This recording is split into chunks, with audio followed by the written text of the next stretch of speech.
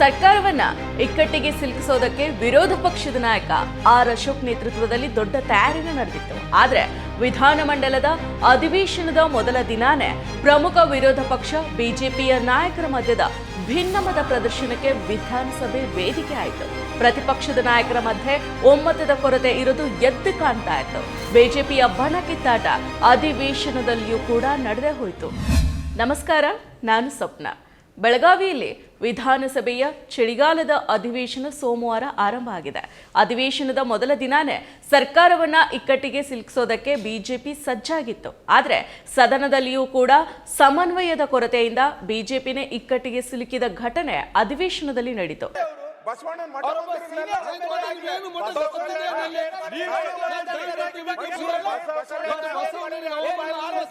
ಈ ಬಗ್ಗೆ ಸಂಪೂರ್ಣವಾದ ಮಾಹಿತಿಯನ್ನ ಇವತ್ತಿನ ಈ ವಿಡಿಯೋದಲ್ಲಿ ತಿಳಿಸ್ಕೊಡ್ತೀನಿ. ಅದಕ್ಕೂ ಮೊದಲು ನೀವು ನಮ್ಮ ಈ ದಿನ ಯೂಟ್ಯೂಬ್ ಚಾನಲ್ಗೆ ಸಬ್ಸ್ಕ್ರೈಬ್ ಆಗಿಲ್ವಾದ್ರೆ ಕೂಡಲೇ ಸಬ್ಸ್ಕ್ರೈಬ್ ಆಗಿ ನಮ್ಮ ಪ್ರತಿ ವಿಡಿಯೋಗಳ ನೋಟಿಫಿಕೇಶನ್ಗಾಗಿ ಪಕ್ಕದಲ್ಲೇ ಇರೋ ಬೆಲ್ ಬಟನ್ ಅನ್ನ ಕ್ಲಿಕ್ ಮಾಡಿ. ಇನ್ನೊಂದು ವಿಚಾರ ನಿಮ್ಮ ಜೊತೆಗೆ ಶೇರ್ ಮಾಡೋದಿದೆ. ಅದೇನೆಂದ್ರೆ, ಇನ್ನೇನು ಕೆಲವೇ ದಿನಗಳಲ್ಲಿ ನಮ್ಮ ಈ ದಿನ .com ಯೂಟ್ಯೂಬ್ ಚಾನಲ್ 3 ಲಕ್ಷ ಚಂದಾದಾರರನ್ನ ಹೊಂದಲಿದೆ. ಈ ದಿನ .com ಬಗ್ಗೆ ಕೇಳೋಕೆ ನಿಮ್ಮ ಬಳಿ ನೂರಾರು ಪ್ರಶ್ನೆಗಳಿರ್ಬೋದು, ಅನುಮಾನಗಳಿರ್ಬೋದು. ಈ ಎಲ್ಲ ನಿಮ್ಮ ಪ್ರಶ್ನೆಗಳಿಗೆ, ಅನುಮಾನಗಳಿಗೆ ನಾವು ಉತ್ತರ ಕೊಡ್ತೀವಿ. ನಿಮ್ಮ ಏನೇ ಪ್ರಶ್ನೆಗಳಿದ್ರು, ಅನುಮಾನಗಳಿದ್ರು ನಮಗೆ ಕಮೆಂಟ್ ಮೂಲಕ ತಿಳಿಸಿ. ಈಗ ಅಧಿವೇಶನದಲ್ಲಿ ಏನಾಯಿತು, ಬಿಜೆಪಿಯಲ್ಲಿ ಯಾಕೆ ಸಮನ್ವಯದ ಕೊರತೆ ಉಂಟಾಯಿತು, ಬಿಜೆಪಿಯಲ್ಲಿ ಬಿರುಕು ಯಾಕೆ ಉಂಟಾಯಿತು ಅನ್ನೋ ಬಗ್ಗೆ ಈ ವಿಡಿಯೋದಲ್ಲಿ ನೋಡ್ತಾ ಹೋಗೋಣ. ಬಿಜೆಪಿಯಲ್ಲಿ ಬಣ ಬಡಿದಾಟ ಇನ್ನೂ ಕೂಡ ಮುಂದುವರೆದಿದೆ. ಬಿಜಾಪುರ ಶಾಸಕ ಬಸನಗೌಡ ಪಾಟೀಲ್ ಯತ್ನಾಳ್ ನೇತೃತ್ವದ ಗುಂಪು ಅಂದ್ರೆ ಬಿಜೆಪಿ ಶಾಸಕ ರಮೇಶ್ ಜಾರಕಿಹೊಳಿ, ಬಿಪಿ ಹರೀಶ್, ಮಾಜಿ ಶಾಸಕ ಅರವಿಂದ್ ಲಿಂಬಾವಳಿ, ಕುಮಾರ್ ಬಂಗಾರಪ್ಪ, ಜಿಎಂ ಸಿದ್ದೇಶ್ವರ್ ಮತ್ತಿತರರು ಬಿಜೆಪಿಯ ನಾಯಕತ್ವವನ್ನ, ವಿಶೇಷವಾಗಿ ಬಿಜೆಪಿ ರಾಜ್ಯಾಧ್ಯಕ್ಷ ಬಿವೈ ವಿಜಯೇಂದ್ರ ಅವರನ್ನ ಬಹಿರಂಗವಾಗಿ ಟೀಕೆ ಮಾಡ್ತಾ ಇದ್ದಾರೆ. ಇತ್ತ ಕಡೆ ವಕ್ಫ್ ಮಂಡಳಿಯು ಆಸ್ತಿ ಮಾಲೀಕರಿಗೆ ನೋಟಿಸ್ ಅನ್ನ ನೀಡಿರೋ ಪ್ರಕರಣದ ಕುರಿತು ನಿಲುವಳಿ ಸೂಚನೆಯನ್ನ ಮಂಡಿಸೋ ಮೂಲಕ ಅಧಿವೇಶನದ ಮೊದಲ ದಿನಾನೇ ಸರ್ಕಾರವನ್ನ ಇಕ್ಕಟ್ಟಿಗೆ ಸಿಲುಕಿಸೋದಕ್ಕೆ ವಿರೋಧ ಪಕ್ಷದ ನಾಯಕ ಆರ್ ಅಶೋಕ್ ನೇತೃತ್ವದಲ್ಲಿ ತಯಾರಿ ನಡೆದಿತ್ತು. ಅಶೋಕ್ ಅವರು ಸಿಎನ್ ಅಶ್ವಥ್ ನಾರಾಯಣ್ ಸೇರಿದಂತೆ ಕೆಲವು ಬಿಜೆಪಿ ಶಾಸಕರೊಂದಿಗೆ ವಕ್ಫ್ ವಿಷಯದ ಚರ್ಚೆಯನ್ನ ಮೊದಲು ತೆಗೆದುಕೊಳ್ಬೇಕು ಅಂತ ಒತ್ತಾಯ ಮಾಡಿದ್ರು. ಇನ್ನು ಸಂತಾಪ ಸೂಚನಾ ನಿರ್ಣಯ ಅಂಗೀಕರಿಸಿದ ತಕ್ಷಣನೇ ನಿಲುವಳಿ ಸೂಚನೆ ಮಂಡನೆಗೆ ಅವಕಾಶ ನೀಡಬೇಕು ಅಂತ R Ashok speaker UT Khader ಅವರನ್ನ ಆಗ್ರಹಿಸಿದ್ರು. ಆದ್ರೆ ಬಿಜೆಪಿಯ ನಾಯಕರಾದ ಯತ್ನಾಳ್ ಅವರು ತಮ್ಮದೇ ಪಕ್ಷದ ವಿರೋಧ ಪಕ್ಷದ ನಾಯಕರು ಎತ್ತಿದ್ದ ವಿಚಾರವನ್ನ ಕೈಬಿಟ್ಟು ಏಕಾಏಕಿ ಪ್ರತ್ಯೇಕ ವಿಚಾರವನ್ನ ಪ್ರಸ್ತಾಪ ಮಾಡಿದ್ರು. ಹೌದು, ಸಭಾಧ್ಯಕ್ಷ ಯುಟಿ ಖಾದರ್ ವಿಧಾನಸೌಧದ ಪ್ರವೇಶ ದ್ವಾರದ ಮುಂಭಾಗದಲ್ಲಿ ಹೊಸದಾಗಿ ಅನುಭವ ಮಂಟಪದ ಭಾವಚಿತ್ರದ ತೈಲವರ್ಣದ ಕಲಾಕೃತಿ ರಚಿಸಿರೋ ಬಗ್ಗೆ ಹೇಳಿಕೆ ನೀಡೋದಕ್ಕೆ ಮುಂದಾದ್ರು. ಆಗ ವಕ್ಫ್ ಮಂಡಳಿ ನೋಟಿಸ್ ಕುರಿತು ನಿಲುವಳಿ ಸೂಚನೆ ಮಂಡಿಸೋದಕ್ಕೆ ಮೊದಲ ಅವಕಾಶ ನೀಡಬೇಕು ಅಂತ ಅಶೋಕ್ ಮತ್ತು ಇತರ ಬಿಜೆಪಿ ಸದಸ್ಯರು ಆಗ್ರಹ ಮಾಡಿದ್ರು.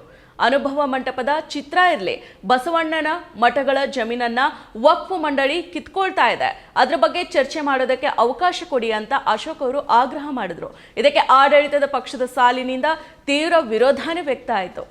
ಅನುಭವ ಮಂಟಪದ ಭಾವಚಿತ್ರವನ್ನು ಇವತ್ತು ಅನಾವರಣಗೊಳಿಸಲಾಗಿದೆ. ಜನಮಾನಸದಲ್ಲಿ ಸದಾ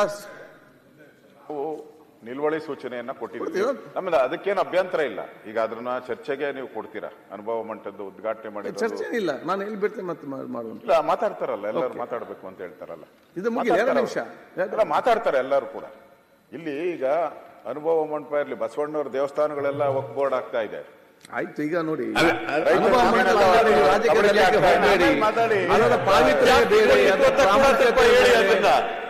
ಆಯ್ತು, ಯಾರ ಕಾಲದಲ್ಲಿ ಜಾಸ್ತಿ ಯಾರ ಕಾಲದಲ್ಲಿ ಕೊಡುವ, ಇದನ್ನು ಮುಗಿಲೀಗ ಅವಕಾಶ ಇದೆ. ನಾವು ಅದರಲ್ಲಿ ಚರ್ಚೆಯಲ್ಲಿ ಭಾಗವಹಿಸ್ತೀರಿ, ನಾವು ಬಸವಣ್ಣವ್ರ ಬಗ್ಗೆ ಮಾತಾಡ್ತೀರಿ. ಆದ್ರೆ ಇವತ್ತು ಈ ವಕ್ಫ್ ಬೋರ್ಡ್ ಮಾರಿ ಎಲ್ಲ ಕಡೆ ಒಂದು ರೀತಿ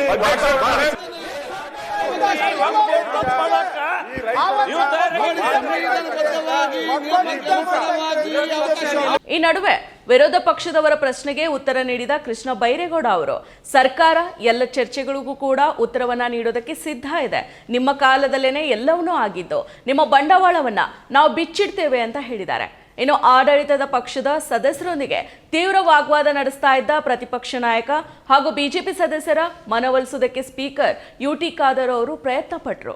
ಇತ್ತ ಕಡೆ ವಕ್ಫ್ ವಿಚಾರವನ್ನ ಮುನ್ನೆಲೆಗೆ ತಂದು ಸರ್ಕಾರವನ್ನ ಇಕ್ಕಟ್ಟಿಗೆ ಸಿಲುಕಿಸೋದಕ್ಕೆ ವಿರೋಧ ಪಕ್ಷದ ನಾಯಕ ಆರ್ ಅಶೋಕ್ ನೇತೃತ್ವದ ತಂಡ ತಯಾರಾಗಿತ್ತು. ಆದರೆ ಅಶೋಕ್ ಆಗ್ರಹಕ್ಕೆ ಭಿನ್ನವಾಗಿ ಬಿಜೆಪಿ ಶಾಸಕ ಬಸನಗೌಡ ಪಾಟೀಲ್ ಯತ್ನಾಳ್ ಪಂಚಮಸಾಲಿ ಲಿಂಗಾಯತರು ಮೀಸಲಾತಿಗೆ ಆಗ್ರಹಿಸಿ ಹಮ್ಮಿಕೊಂಡಿರೋ ಪ್ರತಿಭಟನೆಯನ್ನ ಸರ್ಕಾರ ಹತ್ತಿಕ್ತಾ ಇದೆ. ಪ್ರತಿಭಟನೆಗೆ ಜನರು ಬಾರದಂತೆ, ವಾಹನಗಳು ಬೆಳಗಾವಿ ಪ್ರವೇಶ ಮಾಡದಂತೆ ಜಿಲ್ಲಾಧಿಕಾರಿ ನಿಷೇಧ ಹೇರಿದ್ದಾರೆ. ಅನುಭವ ಮಂಟಪದ ಬಗ್ಗೆ ಮಾತನಾಡೋ ನೀವು ಲಿಂಗಾಯತರಿಗೆ ಅನ್ಯಾಯ ಮಾಡ್ತಾ ಇದ್ದೀರಿ, ಈ ಬಗ್ಗೆ ಸ್ಪಷ್ಟನೆ ನೀಡಬೇಕು ಅಂತ ಪ್ರತ್ಯೇಕ ವಿಚಾರವನ್ನ ಚರ್ಚೆಗೆ ತಂದ್ರು. ಯತ್ನಾಳ್ ಮತ್ತು ಪ್ರತಿಪಕ್ಷದ ಉಪನಾಯಕ ಅರವಿಂದ್ ಬೆಲ್ಲದ್, ಸಿಸಿ ಪಾಟೀಲ್ ಮುಂತಾದ ಶಾಸಕರು ಸದನದ ಬಾವಿಗೆ ನುಗ್ಗಿ ಸರ್ಕಾರ ಮತ್ತು ಮುಖ್ಯಮಂತ್ರಿ ಉತ್ತರ ನೀಡಬೇಕು ಅಂತ ಒತ್ತಾಯ ಮಾಡಿದ್ರು. ಈ ನಡೆಯಿಂದ ಆಶ್ಚರ್ಯಚಕಿತರಾದ ಆರ್ ಅಶೋಕ್ ಮತ್ತು ಇತರರು ಪರಸ್ಪರ ಮುಖಾನ ನೋಡಿಕೊಂಡ್ರು. ಈ ಹಂತದಲ್ಲಿ ಬಿಜೆಪಿ ವಿರುದ್ಧ ವಾಗ್ದಾಳಿಯನ್ನ ನಡೆಸಿದ ಸಚಿವ ಕೃಷ್ಣ ಬೈರೇಗೌಡ ಅವರು, ಬಿಜೆಪಿಯಲ್ಲಿ 2 ಬಣಗಳಿದಾವೆ, ಒಂದು ಬಣ ಸದನದ ಬಾವಿಯಲ್ಲಿದ್ರೆ ಇನ್ನೊಂದು ಬಣ ಇಲ್ಲ, ಇಬ್ಬರಲ್ಲಿ ಯಾರನ್ನ ಪರಿಗಣಿಸಬೇಕು ಅಂತ ಕೇಳಿದ್ದಾರೆ. ಇನ್ನು ಯತ್ನಾಳ್ ನಡೆಯಿಂದ ಇಕ್ಕಟ್ಟಿಗೆ ಸಿಲುಕಿದ ಆರ್ ಅಶೋಕ್, ವಿರೋಧ ಪಕ್ಷದ ಉಪನಾಯಕ ಅರವಿಂದ್ ಬೆಲ್ಲದ್ ಸೇರಿದಂತೆ ಬಿಜೆಪಿಯ ಹಲವರು ವಕ್ಫ್ ಮಂಡಳಿ ನೋಟಿಸ್ ಮತ್ತು ಪಂಚಮಸಾಲಿ ಪ್ರತಿಭಟನೆಗೆ ನಿಷೇಧ ಹೇರಿರೋ ವಿಚಾರಗಳನ್ನ ಮಿಶ್ರಣ ಮಾಡಿಕೊಂಡು ಮಾತನಾಡೋದಕ್ಕೆ ಆರಂಭ ಮಾಡಿದ್ರು.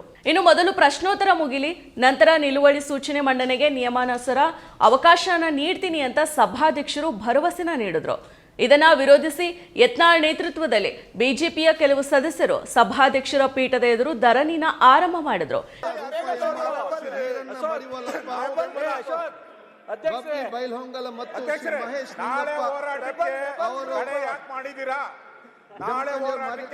ಇನ್ನು ಗದ್ದಲ ಹೆಚ್ಚಾಗ್ತಾ ಇದ್ದಂತೆನೆ ಸಭಾಧ್ಯಕ್ಷರು ಸದನದ ಕಲಾಪವನ್ನ ಮಧ್ಯಾಹ್ನ 7:30ಕ್ಕೆ ಮುಂದೂಡಿದ್ರು.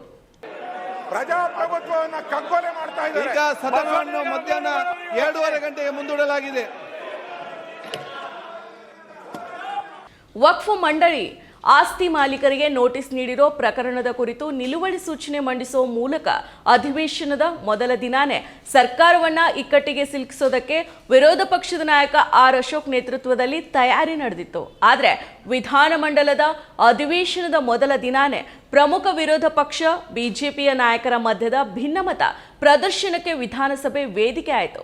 ಪ್ರತಿಪಕ್ಷದ ನಾಯಕರ ಮಧ್ಯೆ ಒಮ್ಮತದ ಕೊರತೆ ಇರೋದು ಎದ್ದು ಕಾಣ್ತಾ ಇತ್ತು. ಬಿಜೆಪಿಯ ಬಣ ಕಿತ್ತಾಟ ಅಧಿವೇಶನದಲ್ಲಿಯೂ ಕೂಡ ನಡೆಯಿತು.